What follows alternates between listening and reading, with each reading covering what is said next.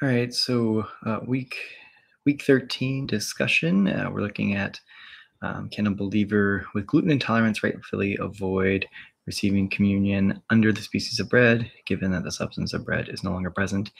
Isn't that a lack of faith on their part?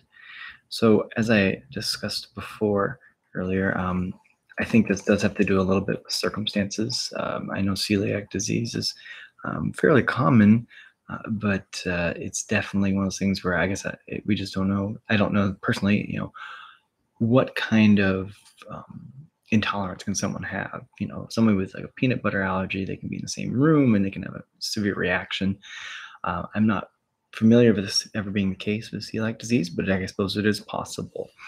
So if we look at that with that mentality of, you know, should they rightfully avoid? I think it does have to do to a certain extent of their individual situation. They need to understand, is this going to be harmful for them or not? Obviously, we look at the Eucharist itself.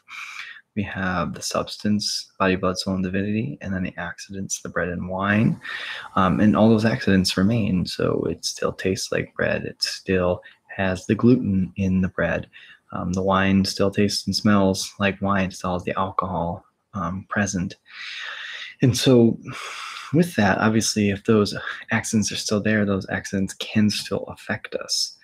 In the discussion, we talked a little bit about it. It's kind of a tricky thing because it's like, can you really get harmed from the Eucharist?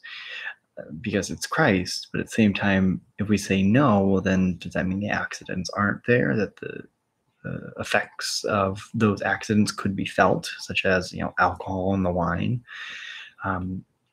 and so that is something obviously to look at in this situation.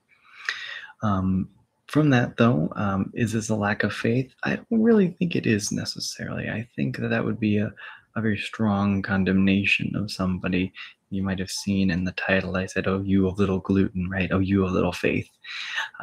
Obviously, this would be a case-by-case example where that person has to look, and they'll need to understand, what is it exactly? What is, my tolerance? How am I able to do this?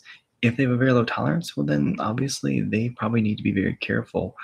But otherwise, there are other options. Obviously, receiving the precious blood is a good option. And then nowadays, we do have these gluten-low hosts.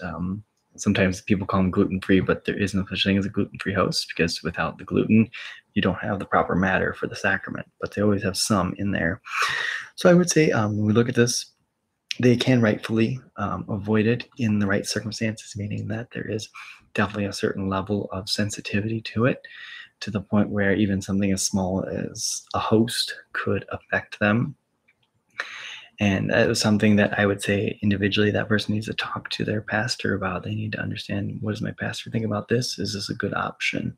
And then from there, make the option that is going forward. I definitely would never, though, call this a lack of faith. That's all I got for this one, guys.